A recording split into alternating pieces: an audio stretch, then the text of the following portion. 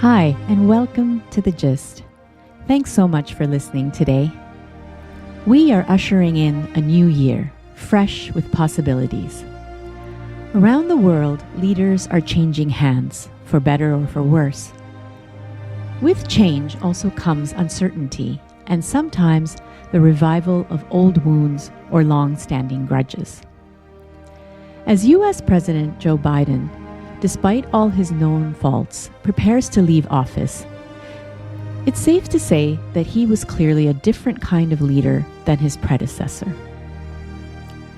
Specifically in terms of the civility he brought to the job.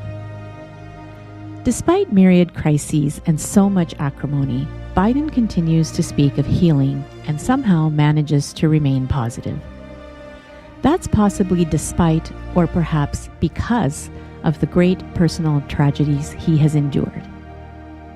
It's also possible that a remarkably long political career, rather than making him cynical, has seasoned and humbled him, allowing him to let go of grudges and reach across party lines to do what needs to be done. Someone who might otherwise have settled into a quieter life made one last attempt to reimagine his country as it could be. With his predecessor set to return to office once again, history books may yet write of Biden's naivete and misplaced faith in bipartisanship. But he has done one thing that is likely to be remembered, regardless of what his legacy becomes. He has set a tone at the top that demonstrates a belief in the value of empathy and civil discourse, a tone that is likely to take a sharp turn upon his exit. Whether in politics, business, or other aspects of life, kindness, while applauded in theory, is sometimes seen as weakness in practice. In a world that often rewards power and aggression, where do warmth and decency fit in? Does it make sense to take the high road, turn the other cheek, let bygones be bygones? Most of us will never be president of any group, any organization, let alone a country.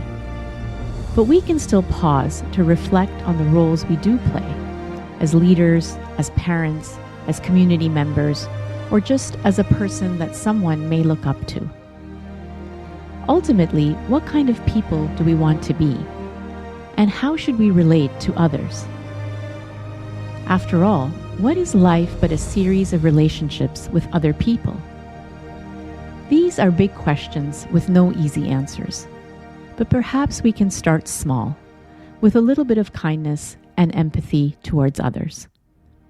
When those around us seem distant, down, or angry, perhaps we can offer a little warmth, a smile, a few kind words. It's natural to bristle at the thought of not taking umbrage at such behavior. It may even feel wrong to reward prickliness, but the benefits are likely to be as great for us as they will be for the recipient. Just think of the last time someone treated you nicely despite your bad mood. This, of course, does not apply to abusive and harmful behavior, which clearly should not be tolerated. But outside of that, who amongst us isn't guilty of some prickliness or in need of some understanding sometimes? Amidst all the focus on individual rights and needs, it's easy to forget how much we need other people. And it's never been more important than now when we are facing true existential crises.